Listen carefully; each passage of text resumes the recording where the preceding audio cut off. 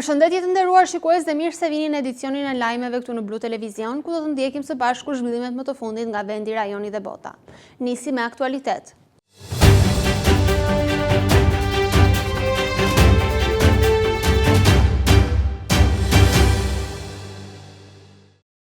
Një situatë tensionuar është regjistruar të në kantierin e aeroportit të Vlorës, ku janë shënuar përplasje mes punonjësve të kompanisë MAPCO dhe biznesmenit Begjet Pacolli, nën kontraktorëve të kësaj, personelit të sigurisë të kompanisë A2. Një situatë tensionuar është regjistruar këtë të hënë në kantierin e aeroportit të Vlorës, ku janë shënuar përplasje mes punonjësve të kompanisë MAPCO, të biznesmenit Begjet Pacolli, nën kontraktorëve të saj dhe personelit të sigurisë të kompanisë 2A Group. Sipas informacioneve, punonjësit e kompanisë së Pacollit kanë tentuar të hyjnë në ambientet e aeroportit për të vijuar punimet, por janë përballur me kundërshtimin e forcave të sigurisë që ruanin kantierin.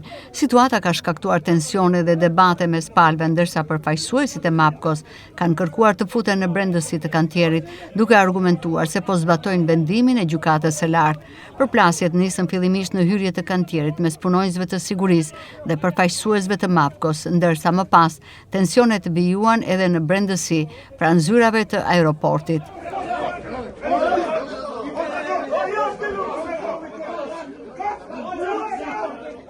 Prej disa javësh, përfaqësues të MAPCO-s kanë qëndruar jashtë kantierit duke protestuar dhe kërkuar rikthimin në punime. Situata e tensionuar u rikthye sërish të hënë me përplasje mes përfaqësuesve të dy kompanive dhe personelit të sigurisë. Mbetet për të parë se çfarë zgjidhje do të gjendet për vijimin e punimeve në kantierin e aeroportit të Vlorës, ndërsa palët vijojnë të mbajnë qëndrime të kundërta mbi administrimin dhe ecurinë e projektit. Administratori i kompanisë MAPCO, Selim Pacolli, ka konfirmuar se veprimet e ndërmarra janë zbatimi vendimit të gjykatës së lartë. Sipas tij, edhe pas mbledhjes së asamblesë së përgjithshme të kompanisë zhvilluar një javë më parë, është vendosur që punimet në aeroport do të vijojnë me qëllim përfundimin sa më të shpejtë të projektit. Situata është tensionuar këtë të hënë në ambientet e aeroportit të Vlorës, ku u shënuan përplasje mes përfaqësuesve të kompanisë MAPCO, nën kontraktorëve dhe rojeve të sigurisë. Sipas informacioneve paraprake, punonjës të kompanisë MAPCO kanë nxjerrë me forcë nga zyrat e aeroportit personelin që ndodhej aty, e më pas kanë hyrë në kantier me qëllim vijimin e punimeve. Situata u shoqërua me tensione, ndërsa në vendngjarje ka patur edhe pranit forcave të policisë. Administratori i kompanisë MAPCO, Selim Pacolli, ka konfirmuar se veprimet e ndërmarra janë thjesht zbatimi vendimit të gjykatës së lartë. Ai bëri të ditur se edhe pas mbledhjes së asamblesë së përgjithshme të kompanisë zhvilluar një javë më parë, është vendosur që punimet në aeroport të vijojnë me qëllim përfundimin sa më shpejt të projektit. Në fillimisht më lejoni që t'ju përshëndes juve si media për çdo lajm të cilin e keni dhënë, për çdo informatë të cilin e keni bërë të teleshikuesit të juaj, dhe ne sot e zbatuam vetëm një vendim ligjor që është i gjykatës së lartë dhe vendimin të cili pason në marrjen e para një jave, që është mbajt asambleja e përgjithshme e MAPCO-s, njëkohësisht të 2A Group, që është e vijas, dhe ne po zbatojmë vetëm ato dy urdhra dhe sot, si fakt i asaj, jemi sot në kantier dhe ne do të vazhdojmë punimet tani tuti që ky kantier, ky aeroport duhet të përfundoj sa më shpejt që është mundur dhe të kthehet në shfrytëzim qytetarëve të Vlorës dhe qytetarëve të Shqipërisë. 2A Group është partneri ynë dhe ne do të bashkëpunojmë me ta, ne do të zgjasim dorën e bashkëpunimit, gjë që është obligim i ynë, po edhe i tyre, që ne duhet ta ruajmë njëri tjetrin dhe ta asistojmë njëri tjetrin, duke pas parasysh që aeroporti i Vlorës ka dy entitete, siç është punimet e infrastrukturës horizontale dhe ato vertikale. Vertikale janë pallatet të cilat janë mbi tokë të ndërtuara, si është terminali, është kulla kontrollit, është objektet e policisë, të doganës, të zjarrfiksit dhe të tjera, dhe është pista me punimet e veta për cilësitë të cilat i kanë. Dhe në këtë pikë ne duhet bashkë të gjejmë gjuhën e komunikimit dhe të mbarojmë punimet aq sa është e mundur më shpejt. Kemi detyrime kontraktuale, kemi mbi të gjitha detyrime morale ndaj qytetarëve të këtij regioni, po të gjithë qytetarëve të Shqipërisë, nga se ky aset do të paguhet nga taksat e atyre qytetarëve. Nuk do ishte e arsyeshme në asnjë mënyrë që të pengohet për më se 2 muaj ditë që mos të futim të mbarojmë punimet dhe detyrimet kontraktore. Unë do të flas për detyrimet e tona kontraktore që janë ato të terminalit dhe objekteve përcjellse, dhe në këtë rast mund të them që ne na novitën maksimum 30 ditë, jo më shumë, maksimum 30 ditë, duke përfshi edhe certifikimin e aseteve të tjera të cilat instalohen këtu. Sa i përket punimeve të pistes dhe është taksivej ose është aproni, Pacolli deklaron se kompanisë 2A Group do t'i kërkohet bashkëpunim për një qëllim të përpashkët, vijimin dhe përfundimin e punimeve në aeroport. Ai thekson se deri më tani puna nuk është kryer në ritmet e duhura dhe se nuk e kupton qëndrimin e kompanisë Via për largimin e njërit prej nën-kontraktorëve. Sipas tij, MAPCO është koncesionari i projektit dhe garanton të gjithë kushtet për vijimin e punëve në kantier. Pacolli shton pashtu se nën-kontraktorët duhet të vijojnë punën duke marrë parasysh edhe gjendjen në të cilën është lënë projekti, ndërsa ai thekson se aeroporti duhet të përfundojë e se askush nuk duhet të pendojë asnjërin prej kompanive në realizimin e punimeve. Ne i bëjmë me dije qytetarëve të Shqipërisë se sjellja e tillë bllokuese e asaj që quhet Via me ligj, nëse njëri nga koncesionarët ose ortaket nuk është pjesë e asaj kompanie, aja e humb fuqinë vendimmarrëse dhe si e tillë aja nuk ka asnjë detyrim ligjor, asnjë fuqi ligjore që të merr në raport me ortaket. Aja duhet vetëm të zbaton rregullat, ligjet dhe vendimet të cilat i sjellin ortaket ose koncesioneri. Është me keqja që ditëve të fundit, çfarë është vërejtur, kur ata e pon ortaket e tonë që gjykata e kthej të drejtën e menaxhimit ke MAPCO Construction, filluan shpërdorimin e fondeve të gjitha të cilat kishin ngelur aty dhe të fusin në obligim Vian, në obligime për afër 15 milion euro për flasit.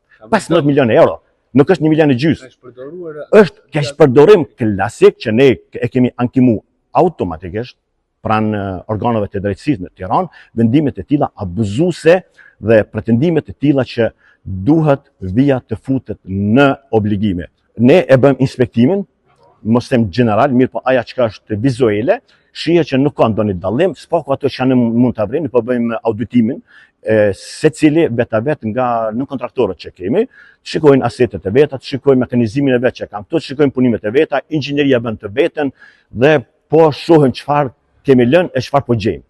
Ne jemi të betuar që punimet duhet të vazhdojmë dhe nuk kemi inat me asnjë njeri. Absolutisht, ne vetëm po zbatojmë detyrimet tona ligjore dhe urdhrat dhe ligjet të cilat janë në fuqi dhe vendimet e gjykatës së lartë, përfshi detyrimet të cilat rrjedhin nga Asambleja e Përgjithshme e Vias.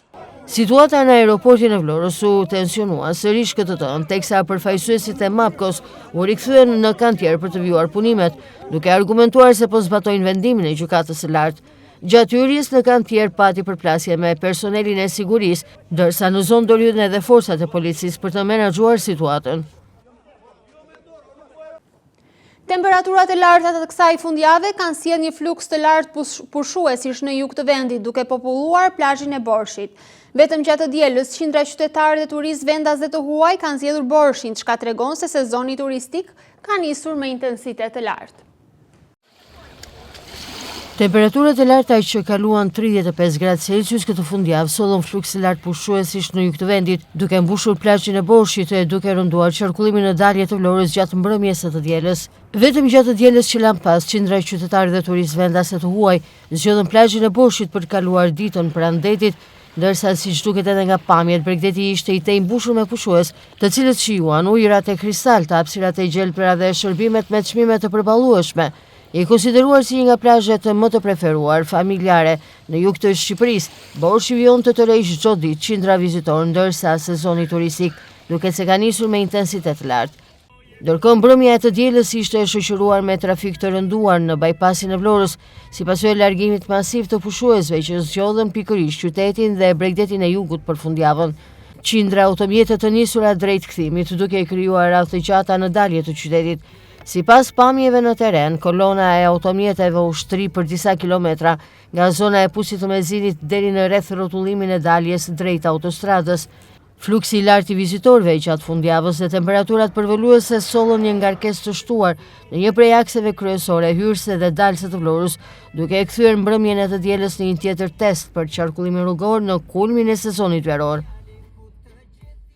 Sezoni turistik në Gjirokastër ka shtuar kërkesat për apartamente me qiran. Të interesuarit sipas agjensive imobiliare janë shtetasit italian, polak me rezervime deri në 30 ditë.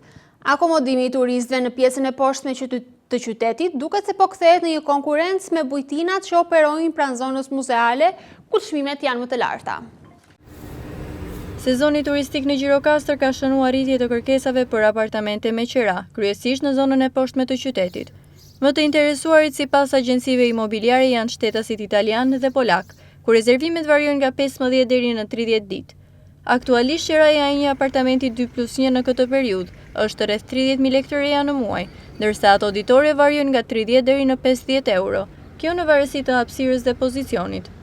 Shumica e turistëve të huaj zgjedhin apartamente me qira jo vetëm për shkak të çmimit, por edhe privatësisë. Për sa i përket vitit 2026, këtij 6 muajorshi të parë të vitit, qerat kanë qenë në rritje, por me një çmim aktualisht për apartamentet 1+1 me një vlerë 200-250.000 lekë, 20-25.000 lekë të reja, apartamentet 2+1 në vlerën 250 deri në 350 dhe 3 njëshet janë një çik më pak të kërkuara si përfaqet e mëdhaja se kapin një vlerë rreth 50.000 lekë të reja. Faktikisht 3 muajt e parë të dimrit me fjalë nuk kishin ndonjë rritje, por për sa i përket 3 muajorshi tjetër dhe aktualisht deri tani në muajin qershor që jemi, ka patur rritje nga të huajt nga shtetas italian dhe polak, faktikisht, për sa i përket gjithmonë zyrës son. Ka patur, por me qira mujore, që do të thotë që në këto 3 muajt e tjera, sezoni bën të vetën, janë të justifikuara faktikisht deri diku,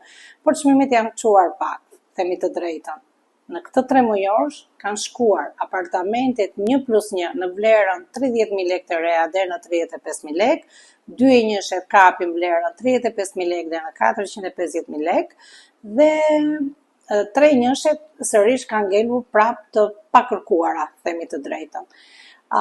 Rezervimet kanë qenë për fatin kohor 15 ditor nga shtetas të huaj dhe 1 mujor. Ndërsa për sa i përket ditoreve, qirave ditore, qira ditore kapin një apartamentet, kapin një vlerë rreth 30-40 euro dita, në varësi të apartamenteve dhe të strukturës dhe të mënyrës dhe se si është ai apartament, se sa luks, se sa qoftë nga vendodhja, qoftë nga investimi që është bërë. Këto apartamente ka raste kapin dhe vlerën 50 dhe në 80 euro dita, në varësi gjithmonë të apartament. Akomodimi i turistëve në pjesën e poshtme të qytetit duket se po kthehet në një konkurrencë të heshtur me pronarët e bujtinave, që operojnë pranë zonës muzeale, ku çmimi i akomodimit është më i lartë. Me vendim të Bashkisë së Vlorës, mjetet e tonazhit të rënd ndalojnë gjatë sezonit turistik të qarkullojnë në segmente rrugore që ndodhen në zona urbane të populluara. Por, në realitet, mjetet e tonazhit të rënd në pikun e sezonit turistik qarkullojnë kudo. Dukuria shoqërohet me heshtjen e policisë bashkiake. Me vendim të Bashkisë së Vlorës dhe Këshillit Bashkiak, të gjitha projektet private duhet të pezullohen për gjatë sezonit veror. Gjithashtu mjetet e tonazhit të rënd kanë kategorikisht të ndaluar për gjatë muajve të verës dhe dimrit të qarkullojnë në segmentet rrugore, të cilat ndodhen në zona urbane të populluara dhe të frekuentuara. Por në Vlorë të dy këto urdhra dhe rregulla shkelen masivisht. Mjetet e tonazhit të rënd në pikun e sezonit turistik qarkullojnë kudo. Urdhrat e vendosur për ndalimin e qarkullimit të tyre nuk zbatohen as pak. Mjetet e tonazhit të rënd janë kthyer në një gangren të vërtet për qytetin e Vlorës, pasi në shumë segmente rrugore qarkullojnë të pashjetësuara edhe në pikun e sezonit veror, duke ndikuar më pas në rëndimin e qarkullimit rrugor, por gjithashtu edhe në një sër problematikash për sa i përket ndotjes së shkaktuar në qytetin e Vlorës. Megjithse ka qarkullim të rënduar të automjeteve në qytet, mjetet e tonazhit të rënd futen dhe qarkullojnë dhe në brendësi të bulevardit të Vlorës, ku e ka në mënyrë kategorike të ndaluar. Gjithashtu ato qarkullojnë dhe në lungomare, duke ndikuar ndjeshëm në përkeqësimin e trafikut rrugor. Të pashqetësuara këto mjete qarkullojnë dhe në brendësi të lagjeve të qytetit, si dhe në segmentet lidhëse mes zonave të banuara. Puna e policisë bashkiake në ndalimin dhe evidentimin e këtyre rasteve është inekzistente. Dukuria shoqërohet me indiferencën e policisë bashkiake, e cila duhet të ndalojë dhe të evidentojë rastet, pasi edhe projektet private, të cilat duhet të ndalonin punimet në qytet, vijojnë punën pa u shqetësuar. Vlen të theksohet se për këto mjete, gjobat mungojnë dhe ndëshkimet janë minimale. Ligji dhe rregulloria parashikojnë deri në pezullim të lejes së drejtimit dhe pezullim të automjetit, por numri i mjeteve që kanë marrë gjoba është shumë i ulët dhe i papërfillshëm krahasuar me fluksin e mjeteve të tonazhit të rënd që lëvizjen në rrugët e qytetit. Agjencia Kombëtare e Bregdetit vijon kontrollet në të gjitha hapësirat publike dhe private të plazheve në Vlorë për mënyrën se si po shfrytëzohen hapësirat e plazheve në këtë territor. Mësohet se janë konstatuar disa subjekte të cilat kanë lënë jashtë hapësirës së përcaktuar që kanë kontratë për shfrytëzim. Agjencia Kombëtare e Bregdetit, Policia Bashkiake, inspektorët e Bashkisë së Vlorës si dhe Policia e Rendit në të gjitha hapësirat publike dhe private të plazheve në Vlorë. Po kontrollohet çdo hapësirë plazhi me aksionin që ka nisur në lungomare, aty ku është dhe fluksi më i lartë i parcelave të plazhit. Kontrolli konsiston në zbatimin e territorit që çdo subjekt ka të përcaktuar për shfrytëzim me Bashkinë e Vlorës dhe Agjencinë e Bregdetit. Siç mësohet, janë konstatuar disa subjekte të cilat kanë dalë jashtë hapësirës së përcaktuar që kanë në kontratë për shfrytëzim. Gjithashtu po verifikohet numri i çadrave dhe shezlonëve nëse këto të fundit janë vendosur sipas kritereve të përcaktuara me ligj. Një numër i konsiderueshëm çadrar dhe shezlonësh janë sekuestruar nga subjektet të cilat nuk kanë respektuar kriterin ligjor. Gjithashtu, ka pasur tërheqje vëmendje për subjektet private për mungesë të rojeve të sigurisë. Siç mësohet, nga plazhet e Vlorës janë hequr dhe sekuestruar pjesët përbërëse të hapësirave të plazhit si bazë lulesh, pemë, ndriçues, si dhe reklama të ndryshme. Pas të dielës, edhe kjo e hënë është shoqëruar me trafik të rënduar në aksin e rrugës transballkanike në Vlorë. Kjo si pasojë e numrit të lartë të automjeteve që janë drejtuar qytetit dhe plazheve të tij, duke krijuar kështu vështirësi në qarkullim dhe vonesa të konsiderueshme. Piku i sezonit veror ka rikthyer edhe një herë në rrugët e qytetit të Vlorës trafikun e rënduar për shkak të përqendrimit të lartë të numrit të automjeteve. Kjo e hënë në qytetin bregdetar nisi mes trafikut në akset kryesore e rrugore, por dhe në ato dytësore, pati trafik të rënduar, duke e bërë tepër të vështirë që drejtuesit e automjeteve të qarkullojnë ato. Kjo javë e re në qytetin e Vlorës ka nisur me trafik të rënduar. Fluksi i lartë i turistëve të cilët kanë zgjedhur në fakt Bregdetin e Vlorës për pushime ka bërë që në shumë segmente rrugore të kemi trafik të bllokuar. Oraret me përqendrim më të lartë të trafikut të rrugor janë ato ku pushuesit shkojnë apo kthehen nga plazhi, ndërsa segmentet rrugore me trafik më të rënduar janë ato rrugë që të çojnë drejt Bregdetit. Rrugët me më tepër trafik të rënduar ishin ato si aksi i Transballkanikës, rruga Kosova, por edhe lungomare. Tepër e vështirë për të ecur me automjet edhe në bulevardin e Vlorës, si edhe në aksin Vlorë-Radhej-Morikum. Edhe diela po ashtu përfundoi mes trafikut dhe kaosit të qarkullimit. Fluksi i lartë i pushuesve të cilët vizituan qytetin gjatë fundjavës bëri që në segmentet rrugore në zonat bregdetare të duhen orë për t'i përshkuar. Kthimi i pushuesve vendas në qytetet ku jetojnë dhe punojnë shkaktoi një kaos në qarkullimin rrugor në të gjithë akset rrugor përgjatë gjithë vijës bregdetare jugore.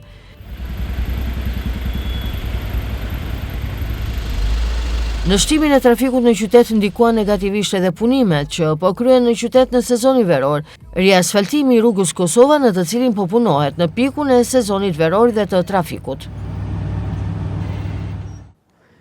Nga Roskoveci, ambasadori Ukrainas në Shqipëri, Volodimir Shurkov, në një prononcim për media të shprehur për protestat që po zhvillohen në vend. Sipas tij, edhe pse protestat paqësore kanë të drejtë të ekzistojnë, kërkesat mund të vinë dhe të zhvillohen në sallën e parlamentit, jo vetëm në rrugë. Ne po ndjekim me vëmendje protestat dhe zhvillimet e fundit në Shqipëri dhe sigurisht në një shtet të lirë ekziston mundësia për ta shprehur mendimin e lirë, por ne dimë që paralelisht qeveria po shikon dhe kontrollon dhe kërkesat e protestuesve.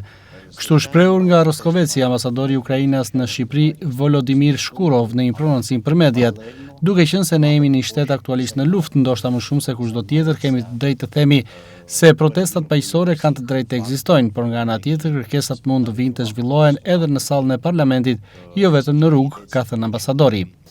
Звичайно, ми дуже уважно спостерігаємо за тим, що відбувається в Албанії. Ми знаємо Sigurisht ne po shikojmë me vëmendje gjërat që po ndodhen aktualisht në Shqipëri, edhe zhvillimet e fundit. Sigurisht në një shtet të lirë gjithmonë ekziston e drejta për të shprehur mendimin edhe për protesta paqësore, por paralelisht ne dim se edhe qeveria po kontrollon, po shikon kërkesat e protestuesve për të patur mundësitë e kërkesave, për të kuptuar kërkesat që ekzistojnë sot në protestë, edhe sigurisht që protesta paqësore është diçka që mund të ekzistojë në një shtet të lirë.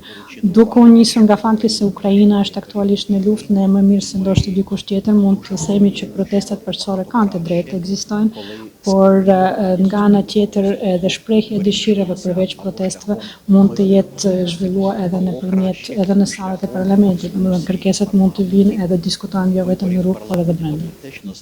Desha të thoj që ne si ambasadë prej 5 vitesh jemi në një bashkëpunim të ngushtë edhe me qeverinë shqiptare, me qeverinë aktuale, edhe kjo qeveri e kryesuar nga kryeministri Edi Rama është partneri dhe mbështetësi i Ukrainës në përpjekjet të veta, jo vetëm kemi patur një ndihmë drejt për drejt edhe mbështetje drejt për drejt nga qeveria, por edhe nëpërmjet organizatave në ndikim, ku ka marrë pjesë Shqipëria dhe ka kryesuar, siç është për shembull rasti i UKB-s, pas të cilës edhe qeveria e Shqipërisë ka marrë një jehon shumë të madhe edhe në Ukrainë. Уряду чинний прем'єр-міністр були величезного авторитету в Україні. Ne si ambasadë jemi prej 5 vitesh në bashkëpunim të ngushtë me qeverinë shqiptare dhe kjo qeveri e kryesuar nga kryeministri Edi Rama ka qenë partnere dhe mbështetëse jo vetëm në përpjekjet e veta, duke patur ndihmë të drejtë për drejtë, por edhe mbështetëse dhe me organizatat me ndikim, ku ka marrë pjesë edhe Shqipëria, siç ka qenë OKB, ku qeveria shqiptare ka patur një jehon të madh edhe në Ukrainë. Këto deklarata ambasadori i Ukrainës i bëri pas vizitës në bashkinë e Roskovecit, ku ka qenë pjesë e delegacionit të bashkisë Letçiv në kuadër të projektit të mbështetur nga Nalas, i cili synon angazhimin e përbashkët për bashkëpunim, shkëmbim eksperiencë dhe transferim të praktikave të mira të qeverisjes vendore. Shkurov ka vlerësuar bashkëpunimin e deritanishëm midis dy vendeve, sa ka theksuar se ministritë e bujqësisë së dy vendeve duhet të forcojnë partneritetin për të qenë më aktiv. Ambasadori i Ukrainës ka përmendur edhe marrëveshjen në fushën e transportit, që i shërben transportit pa vizat, çka sipas tij ka krijuar lehtësira edhe në sektorin e bujqësisë, si një ndër shtyllat kryesore të ekonomisë. Ndërkohë për kryebashkiaken Majlinda Bufi, ky bashkëpunim pritet të jetë frytëdhënës duke patur parasysh edhe bashkëpunimet e mëparshme me Italinë dhe Sloveninë.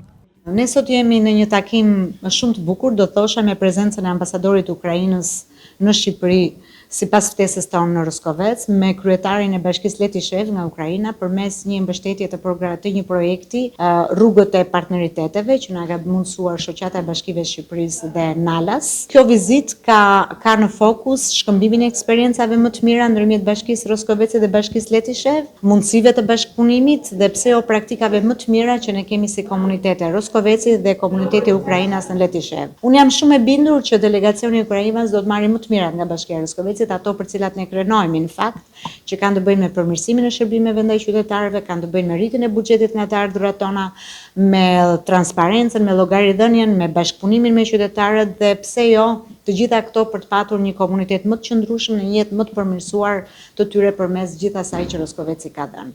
Tepër i emocionuar është shprehur kryetari i Bashkisë Ukrainase, sipas të cilit Shqipëria ka resurse të jashtëzakonshme për zhvillim.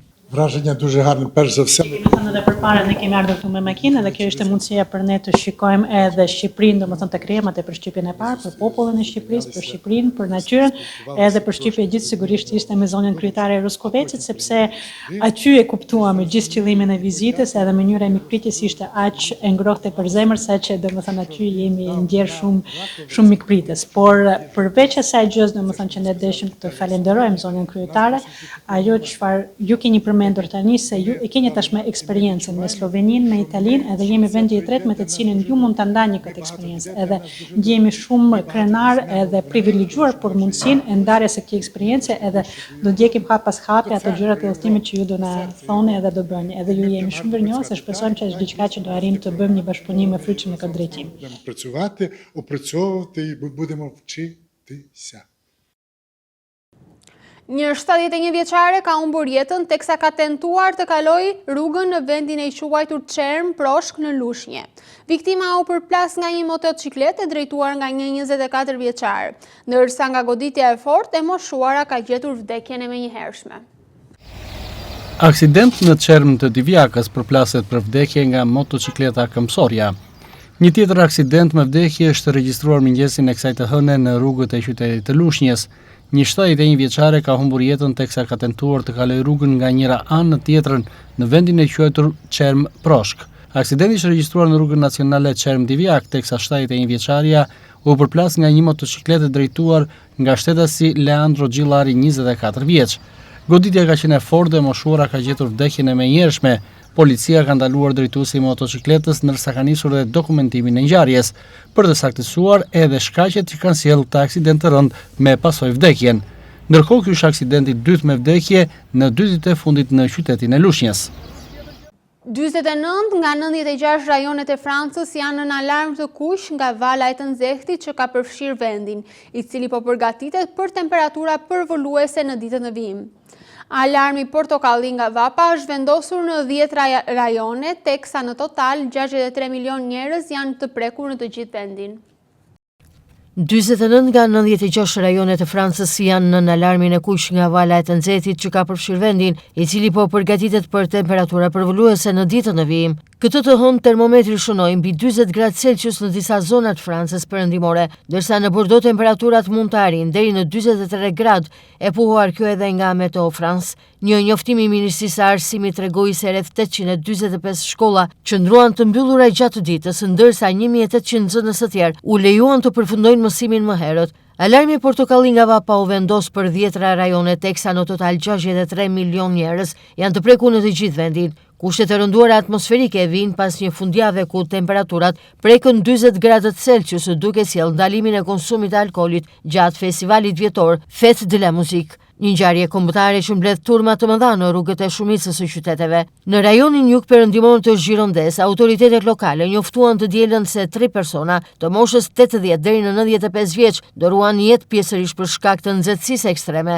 Ministria e Shëndetësisë Stéphanie Ries deklaroi për televizionin publik francez se shumë qytetarë do të vuajnë gjatë këtyre ditëve të nxehta, ndërsa u bëri thirrje njerëzve të mbajnë nën vëzhgim të afërmit dhe fqinjet e tyre.